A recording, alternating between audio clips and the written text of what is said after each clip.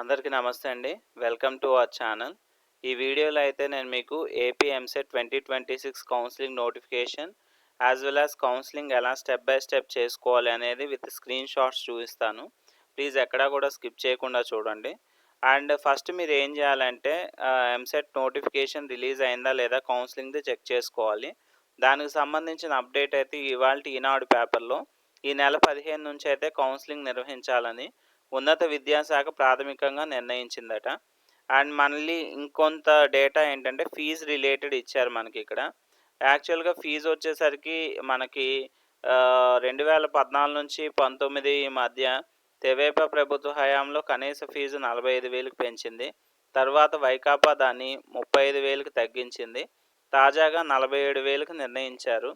రాష్ట్రంలో ప్రస్తుతం 140 ఇంజనీరింగ్ కళాశాలకు కనీస ఫీజు అయితే 40,000గా ఉంది. తాజా పెంపుతో వాళ్ళకైతే ఏదో ఒక డెవలప్మెంట్ అయితే ఉంటుందని చెప్పి ప్రయోజనం చేకూరుతుందని ఇచ్చారు. అండ్ ఇంకొక ఇంపార్టెంట్ అప్డేట్ ఏంటంటే దీంట్లో సీట్స్ అయితే ఇయర్ ఒక 6,000 సీట్లు పెంచాలని నిర్ణయించుకున్నారట. బట్ దాన్ని అయితే ప్రభుత్వం మాత్రం గత ఇయర్ సీట్స్నే పరిమితికి విధించిందని చెప్పి మెన్షన్ చేశారు. ఇది మీరు ఫస్ట్ ఏం చేయాలంటే కౌన్సిలింగ్ అప్డేట్ అయితే వచ్చింది కాబట్టి జూలై 15th మీకైతే లింక్ యాక్టివేట్ అవుతుంది. లింక్ యాక్టివేట్ అయిన తర్వాత మనం స్టెప్ 2కి వెళ్ళాలి.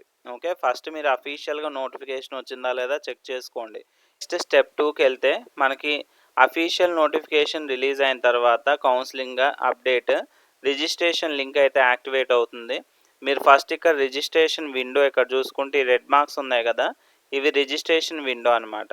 ఇది చాలా జాగ్రత్తగా ఫిల్ చేయాలమ్మా. నేమ్ ఆఫ్ ది క్యాండిడేట్ మీరు ఏదైతే ఇస్తారో అన్ని సర్టిఫికేట్స్లో అదే ఉండాలి. నేమ్ కరెక్ట్గా ఇవ్వండి. మీ డీటెయిల్స్ చాలా ఇంపార్టెంట్. రిజిస్ట్రేషన్ అప్పుడు ఇచ్చిన డేటాని మీరు ఇచ్చిన సర్టిఫికేట్స్ అప్లోడ్ చేసిన సర్టిఫికేట్స్ డేటాని కంపేర్ చేస్తారనమాట. ఏమాత్రం మిస్టేక్ ఉందో మళ్ళీ హెల్ప్ లైన్ సెంటర్లో బ్లాక్ చేస్తారు. మీరు మళ్ళీ అప్రోచ్ అయ్యి అవన్నీ రిజాల్వ్ చేసుకోవాలి. కాబట్టి చేసేది ఫస్ట్ టైం చాలా జాగ్రత్త చేసుకోండి.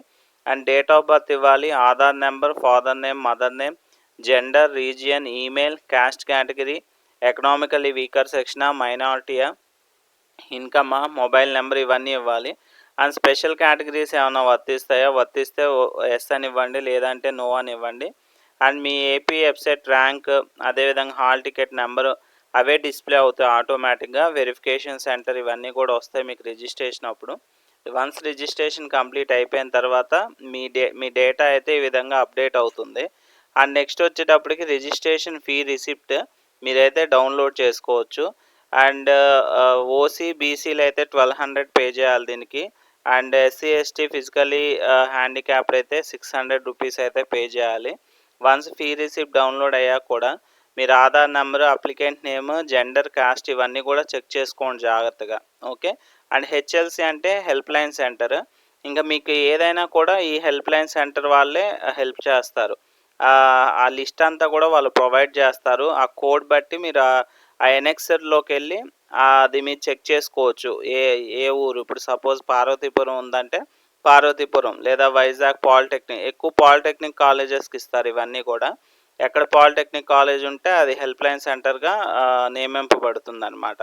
ఎవరికి నియర్ బైకి వాళ్ళకి అలాట్ చేస్తారు. మీరైతే అవి చెక్ చేసుకోవచ్చు. ఆ లిస్ట్ వాళ్ళు రిలీజ్ చేస్తారు కౌన్సిలింగ్ అప్పుడు.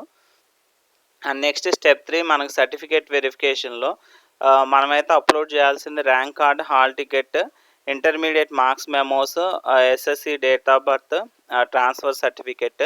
స్టడీ సర్టిఫికేట్స్ అయితే 6th to ఇంటర్మీడియట్ ఉండాలి.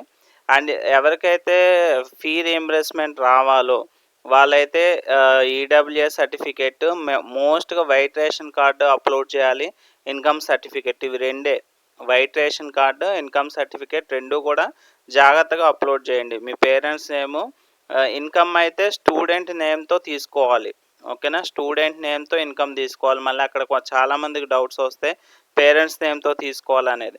స్టూడెంట్ నేమ్ పెట్టి కింద ఫాదర్ నేమ్ వస్తుంది, స్టూడెంట్కి ఇన్కమ్ సబ్మిట్ చేయాలి. ఓకే, మన పేరెంట్స్ ఆధార్ కార్డ్స్ వాళ్ళు తీసుకుంటారు. ఎవరన్నా చేసుకోకపోతే ఇలా ఒక టైం ఉంది, కంప్లీట్ చేసుకోండి అమ్మా అది కూడా. అండ్ ఇవైతే main, ration card, income certificate upload చేసేస్తే సరిపోద్ది. అండ్ దాన్ని బేస్ చేసుకొని మీకు ఫీ రీయింబర్స్మెంట్ రావాలా లేదా అనేది మీకు అలాట్మెంట్లో డిసైడ్ అయిపోద్ది. మీవన్నీ కరెక్ట్గా ఉంటే మీరు అనుకున్న కాలేజ్ వచ్చేస్తే 0 ఫీ అని వస్తుంది. లేదు రేషన్ కార్డ్ లేదు అన్నోళ్ళకైతే కౌన్సిలింగ్ ద్వారా ఆ కాలేజ్కి ఎంతైతే ఫీజు ఉందో మీకు అలాట్మెంట్ ఆర్డర్లో అంత ఫీజు చూపిస్తుంది అనమాట. అండ్ వెరిఫికేషన్ పూర్తయిన తర్వాత వివరాలన్నీ సరిగ్గా ఉన్నాయో లేదో చెక్ చేసుకోండి. మీకు నిజంగా చేరాలనుకున్న కాలేజీలు ప్రయారిటీ ఆర్డర్లో పెట్టుకోండి. ఎక్కువ ఆప్షన్స్ ఇవ్వడం వల్ల సీట్ వచ్చే అవకాశాలు అయితే ఉంటాయి. Okay. And next moving to the step 4 web options entry. ఇది చాలా చాలా ఇంపార్టెంట్ అనమాట వెబ్ ఆప్షన్స్. ఈ వెబ్ ఆప్షన్స్ ఇచ్చేటప్పుడు మనం ఏంటంటే యూ షుడ్ అవేర్ ఆఫ్, మీకు ఖచ్చితంగా తెలిసి ఉండాల్సినవి. మంచి ర్యాంక్ వచ్చిన వాళ్ళకైతే డిస్ట్రిక్ట్ వైజ్ టాప్ కాలేజెస్ ఏంటి అనేది తెలియాలి. మన కట్ ఆఫ్ ర్యాంక్కి మనకి ఏ కాలేజ్ వస్తాయి అనేది నాలెడ్జ్ ఉండాలి. కొంతమంది ఏం చేస్తారంటే ఆంధ్ర యూనివర్సిటీలో మాకు ఏ బ్రాంచ్ అయినా మేము జాయిన్ అయిపోతాం, జేఎన్‌టీయూ కాకినాడలో మాకు ఏ బ్రాంచ్ అయినా కూడా మేము జాయిన్ అయిపోతాం. అలా అనుకునే వాళ్ళు మంచి కాలేజెస్ ఒక 3, 4 తీసుకొని అన్ని బ్రాంచెస్ ఆప్ట్ చేసేసుకోండి. అలాగా కనీసం 30-40 కాలేజెస్ అయితే మీరు ఆప్ట్ చేసుకోండి బెస్ట్. అలాగని ఒకటే పెట్టేసామంటే ఆ ఒకటి రాలేదంటే మాత్రం ఇబ్బంది పడతారు. కాబట్టి కౌన్సిలింగ్ 1లో మీరు చేయాల్సింది ఏంటంటే as many as possible counselling options పెట్టుకోవాలి. ఆప్షన్స్ ఎప్పుడు తక్కువ పెట్టుకోవాలి, స్మార్ట్ ట్రిక్ ఎప్పుడు ప్లే చేయాలి, లాస్ట్ ర్యాంకర్స్ 1,00,000 అబోవ్ వచ్చిన వాళ్ళకి కూడా సిఎస్సి ఎలా వస్తుంది, కౌన్సిలింగ్ 3 వేకెంట్ సీట్స్, అవన్నీ మన నెక్స్ట్ వీడియోలో అయితే నేను డిస్కస్ చేస్తాను. కాబట్టి ఇప్పుడు కౌన్సిలింగ్ 1ఏ కాబట్టి కౌన్సిలింగ్ 1 రిలేటెడ్ ఇన్ఫర్మేషన్ అయితే నేను ప్రొవైడ్ చేస్తున్నాను. ఓకే. కాబట్టి వెబ్ ఆప్షన్స్ అయితే జాగ్రత్తగా ఎంట్రీ ఇచ్చుకుంటారండి. అండ్ మనకి ఆల్రెడీ లైవ్ సెషన్స్ అయితే జరుగుతున్నాయి. మన ర్యాంక్కి ఏ కాలేజ్ వస్తుంది ఏంటి అనేది మీరైతే చెక్ చేసుకోవచ్చు కామెంట్ చేసి. లైవ్ సెషన్స్ ఎవ్రీడే జరుగుతూనే ఉంటాయి కాబట్టి పార్టిసిపేట్ చేసి యాజ్ మెనీ యాజ్ పాసిబుల్ అయితే యూటిలైజ్ చేసుకోండి. ఓకే. అండ్ నెక్స్ట్ ఇది వెబ్ ఆప్షన్స్ గురించి. తర్వాత వెబ్ ఆప్షన్స్ అయిపోయిన తర్వాత ఫ్రీజ్ చేయాలి. ఫ్రీజ్ చేస్తే సరిపోద్ది. ఆటోమేటిక్గా టైం అయిన తర్వాత అదే తీసుకొని ఏదో కాలేజ్ అయితే మీకు అలొకేట్ చేస్తుంది. అండ్ లేదు అలొకేషన్ ముందు మీకు ఏదైనా ఆప్షన్ మోడిఫికేషన్ కావాలి అనుకుంటే ఒక కాలేజ్ ముందు వెనక చేయాలనుకుంటే కూడా మీకు డెడ్ లైన్ ఇస్తారు. ఆ పర్టికులర్ ఒక 2-3 డేస్ ఇస్తారు. ఆ 2-3 డేస్లో అయితే మీరు కంప్లీట్ చేయొచ్చు. అండ్ సీట్ అలాట్మెంట్ అవుతుంది. అండ్ చక్కగా మీ ర్యాంక్కి తగ్గట్టుగా అలాట్ అయిన సీట్ వస్తే హ్యాపీగా సెల్ఫ్ రిపోర్ట్ చేసేసి కాలేజ్లో రిపోర్ట్ చేసుకుంటారు. అండ్ కౌన్సిలింగ్ 1లో మీకు మంచి కాలేజ్ రాలేదు అనుకుంటే కౌన్సిలింగ్ 2కి మీరు ఇంకో కాలేజ్కి వెళ్ళొచ్చు. ఓకే. అది ఎలాగా ఏంటి అనేది we will discuss in the next video related to the counselling part 2. ఇది ఇంకేమన్నా డౌట్స్ ఉంటే మన ఛానల్లో అయితే all districts web options priority videos ఉన్నాయి.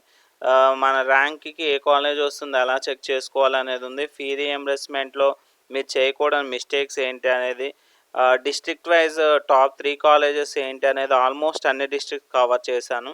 అండ్ గుంటూరు టాప్ కాలేజెస్ ఏంటి అనేది, ఎందుకంటే నేను ఉండేది వర్క్ చేసేది గుంటూరులో కాబట్టి యాజ్ అసోసియేట్ ప్రొఫెసర్ నాకు ఇక్కడ కాలేజెస్ బాగా నాలెడ్జ్ ఉంటుంది. ఇది విశాఖపట్నంలో వర్క్ చేశాను అండ్ గోదావరి జిల్లాలో కొన్నాళ్ళు వర్క్ చేశాను కాబట్టి మోస్ట్ ప్రాబబ్లీ కొంత ఈ 3 డిస్ట్రిక్ట్స్లో అయితే నాకు బాగా ఐడియా ఉంది కాబట్టి వాటి మీద కొన్ని వీడియోస్ అయితే చేయడం జరిగింది. అండ్ నెక్స్ట్ మీకైతే ఈ వీడియోస్ హెల్ప్ అయితే please support and subscribe our channel ASN vision. And ఈ వీడియో కనుక నచ్చితే లైక్ చేసేటప్పుడు హైప్ అని వస్తుంది. ప్లీజ్ హైప్ అనేది మన వీడియోకి ఇస్తే చాలామందికి అయితే అది రీచ్ అవుతుంది. And please click on the hype the videos. And ఇంకా మనకి లైవ్ సెషన్స్లో చాలామంది కామెంట్స్, ఒక లైవ్ సెషన్ స్టార్ట్ చేయగానే హండ్రెడ్స్ ఆఫ్ కామెంట్స్ వస్తున్నాయి. చాలా హ్యాపీ, మంచి రెస్పాన్సే. కానీ హండ్రెడ్స్ ఆఫ్ కామెంట్స్కి నేను ఎంత ఫాస్ట్గా ఆన్సర్ చేసినా కూడా ఇంకా వస్తూనే ఉంటున్నాయి. అందుకని డేకి 2 అవర్స్ అని చెప్పి లిమిట్ చేస్తూ లైవ్ సెషన్స్ అయితే చేయడం జరుగుతుంది. ఆల్మోస్ట్ మీరైతే ఈరోజు రాలేదు ఆన్సర్ అనుకోకుండా రేపు అటెండ్ అయ్యి మీ కామెంట్కి అయితే ఆన్సర్ అయితే తెలుసుకోవచ్చు. లేదు అంత టైం మేము వెయిట్ చేయలేము అనుకుంటే మన ఏఎస్ఎన్ విజన్కి మెంబర్షిప్ కూడా ఉంది. జస్ట్ 59 రూపీస్ కడితే మెంబర్షిప్స్ ఎవరైతే ఉన్నారో వాళ్ళ వరకు పర్టికులర్గా మనం లైవ్ సెషన్ కండక్ట్ చేయడం జరుగుతుంది. వాళ్ళకి ఏ డౌట్స్ వచ్చినా క్లియర్ చేయడం జరుగుతుంది. కౌన్సిలింగ్లో పూర్తి హెల్ప్ కావాలన్నా కూడా మేము చేయడం జరుగుతుంది. అండ్ ఇంకే హెల్ప్ అయినా కూడా మెంబర్షిప్స్కి సపరేట్ అయితే మనకి హెల్పింగ్ అయితే ఇవ్వడం జరుగుతుందన్నమాట. And that's it for this video. And మీకైతే ఇది హెల్ప్ అవుతుందని అనుకుంటున్నాను.